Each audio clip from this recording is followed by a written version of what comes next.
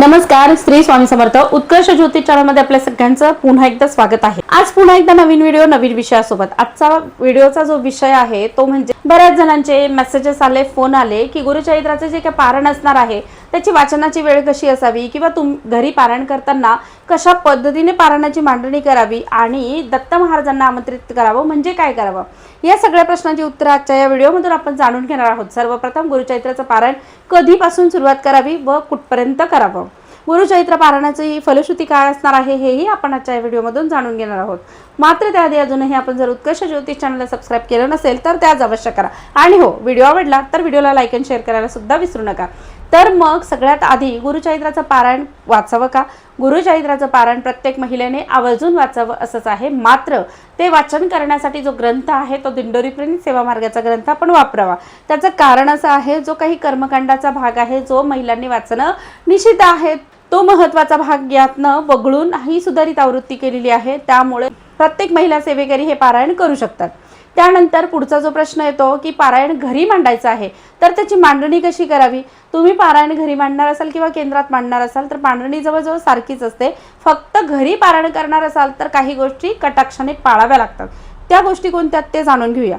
सगळ्यात आधी गुरुचरित्र पारायणाची जी मांडणी आहे ती मांडणी करताना घराची शुचिर्भूतता असणं अत्यंत गरजेचं आहे। तुम्ही सर्वप्रथम घर स्वच्छ करावं, त्यानंतर आदल्या दिवशी गाय कुत्र्यांना नैवेद्य द्यावा। 4 कुत्रे आणि 1 गाय यांना नैवेद्य देणं, अर्थातच दत्त महाराजांना विनंती करणं की महाराज मी या वेळेस गुरुचरित्राच्या ग्रंथाचं वाचन गायन करणार आहे, तेव्हा तुम्ही आवर्जून मला आशीर्वाद देण्यासाठी उपस्थित असावं, असाच यामागचा हेतू आहे। म्हणून गायकुत्र्यांना नैवेद्य अवश्य द्यावा। त्यानंतर गायकुत्र्यांना नैवेद्य देऊन झाल्यानंतर जवळ तुमच्या जर स्वामींचं केंद्र असेल किंवा दत्त मंदिर असेल तर दत्त महाराजांच्या मंदिरात गेलात तरी चालेल किंवा मग केंद्रात गेलात तरी चालेल। केंद्रात जाताना नारळ, खडीसाखर, अगरबत्ती घेऊन जावी आणि दत्त महाराजांना चरणी अर्पण करून विनंती करावी की मी हे गुरुचरित्राचं पारायण करणार आहे आणि हे गुरुचरित्राचं पारायण माझ्याकडून आपण निर्विघ्नपणे पार पाडून घ्या आणि त्याचबरोबर त्याची फलश्रुती माझी ही मनोकामना आहे ती पूर्ण करण्यासाठी मला मिळू देत।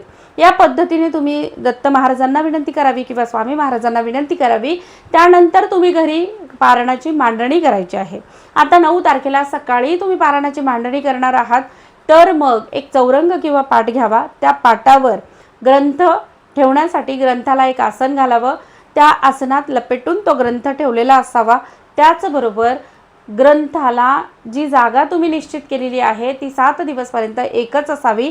त्यानंतर तुम्ही त्या ठिकाणी अखंड दीप प्रज्वलन करायचं आहे। तुम्ही वाचनासाठी ज्या ठिकाणी बसणार आहात ती जागा सुद्धा एकच असावी। याचाच अर्थ तुम्ही ग्रंथ मांडलेला आहे तर तो ग्रंथ हलवायचा नाही। 7 दिवस एकाच ठिकाणी एकाच वेळेत तुम्ही पारायण करणार आहात अशी ग्वाही तुम्ही स्वामींना दिलेली आहे आणि म्हणूनच तुमच्या वाचनाची वेळ सुद्धा एकच असावी। मग वाचनाची वेळ कुठली निवडावी तर मग काही महिलांना वेळ दुपारचा असतो, काही महिलांना वेळ सकाळचा असतो, काही महिलांना वेळ पहाटेचा असतो। असंच पुरुष मंडळींचं सुद्धा आहे। ज्याला ज्या वेळेत सुटेबल वाटेल त्यावेळेस तुम्ही गुरुचरित्राचं वाचन करू शकतात। मात्र पहाटे 4 वाजेपासून संध्याकाळी 4 वाजेपर्यंत वाचनाची वेळ चालते। त्यातल्या त्यात गुरुचरित्र वाचकांनी दुपारी 12 ते 12:30 या कालावधीमध्ये गुरुचरित्राच्या पारायणाचं वाचन करू नये असं शास्त्रसंमत आहे। कारण दुपारची जी काही 12 ते 12:30ची वेळ आहे ती दत्त महाराजांच्या भिक्षेची वेळ आहे, त्यामुळे तुमच्या वाचनाच्या वेळेत दत्त महाराजांचा आशीर्वाद तुम्हाला लाभत नाही आणि म्हणूनच तुम्ही जी ठराविक वेळ ठरवणार आहात त्यातनं 12 ते 12:30 ही वेळ टाळायची आहे।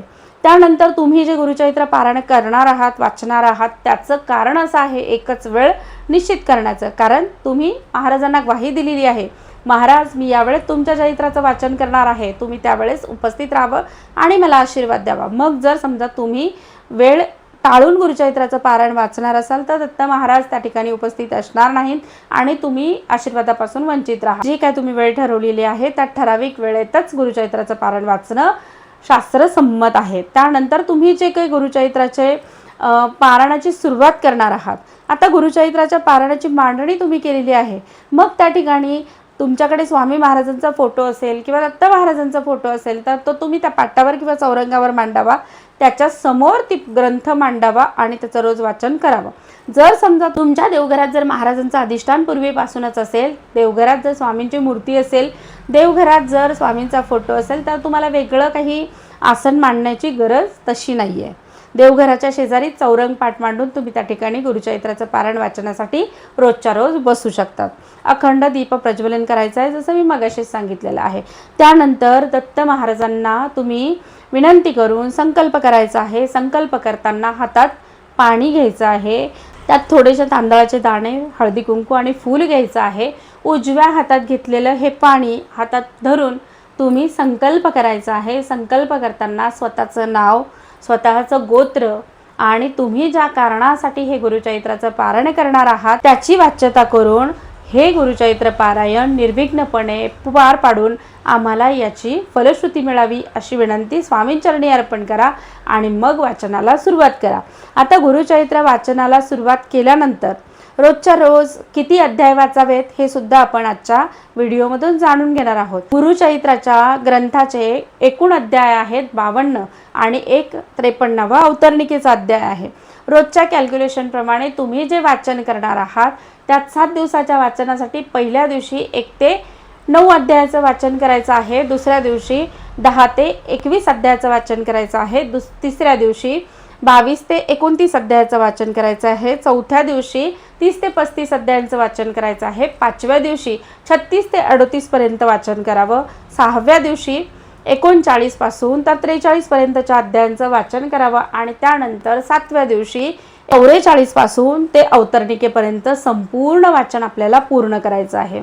शेवटच्या दिवसाचं जे काही तुमचं वाचन असणार आहे ते वाचन 10:30 वाजेपूर्वी आपण पूर्ण करायचं आहे आणि त्यानंतर तुम्ही पारायणाची 10:30ची आरती दत्त महाराजांची, स्वामी महाराजांची करून पोथीला महाराजांना नैवेद्य अर्पण करून आणि त्यानंतर त्या पारायणाची सांगता करायची आहे।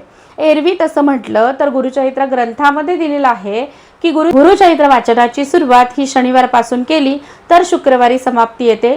शुक्रवार हा स्वामी नृसिंह सरस्वतींच्या निजानंद गमनाचा दिवस आहे आणि म्हणूनच प्रत्येक पारायणाची सांगता ही शुक्रवारी यावी अशी संकल्पना आहे।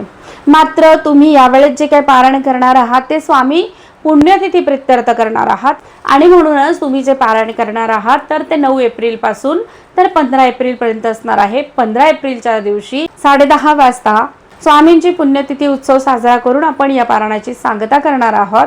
याच्या पारायणाच्या फलश्रुती स्वरूप आपल्याला जे काही दत्त महाराजांचे आशीर्वाद मिळणार आहेत ते अनंतपटीने आपल्या पदरी पडणार आहेत। तसे पाहता दत्त महाराजांनी हातात झोळी घेतलेली आहे। त्या झोळीमध्ये ते काय भिक्षा घेण्यासाठी झोळी आहे का? मुळीच नाही। ती जी झोळी दत्त महाराजांनी घेतलेली आहे, नृसिंह सरस्वती महाराजांनी घेतलेली आहे, तर ती झोळी घेतलेली आहे लोकांचं दैन्य, दुःख, दारिद्र्य दूर करण्यासाठी, त्या झोळीत घेण्यासाठी। आणि म्हणूनच जे कोणी त्यांच्या चरित्राचं वाचन गायन करतील त्यांची सगळी दुःख दत्त महाराज स्वतः आपल्या झोळीत घेतील आणि म्हणूनच आपण हे गुरुचरित्राचं पारायण करणं क्रमप्राप्त आहे। मग तुमची कुठलीही मनोकामना असू द्या, त्या प्रत्येक मनोकामना प्रित्यर्थ तुम्ही हे गुरुचरित्राचं पारायण अवश्य करावं। त्यातल्या त्यात मिळालेली ही संधी आहे असं समजून या संधीचा पण सोनं करावं। ज्यांना शक्य असेल त्यांनी गुरुचरित्राचं पारायण सेवा केंद्रात करावं, म्हणजेच गुरुही केलं तर त्याचं अनंतपटीने पुण्य आपल्या पदरी पडतं आणि आपल्या ज्या काही इच्छा अपेक्षा आहेत त्या देखील पूर्ण होण्यास मदत होते। मग आता आपण जाणून घेतलं की या पद्धतीने घरी जेव्हा तुम्ही पारायण करणार आहात तर ते घरी पारायण करताना याच पद्धतीने आपल्याला त्याची मांडणी करायची आहे। मग जर सेवा केंद्रात पारायण करणार आहात तर त्याची मांडणी कशी असावी? स्वामी सेवा केंद्रात तेव्हा तुम्ही पारायण करणार आहात तेव्हा त्याची मांडणी जी असणार आहे त्याची वाचनाची जी वेळ असणार आहे ती सकाळी 8 वाजेच्या भूपाळी आरतीनंतर असणार आहे आणि त्या ठिकाणी जे काय पारायण मांडणार आहात त्या पारायण मांडण्यासाठी आपल्याला एक चौरंग पाट किंवा महाराजांच्या पोथीसाठी ग्रंथासाठी आसन आवश्यक आहे। तुम्हाला बसण्यासाठी आसन आवश्यक आहे।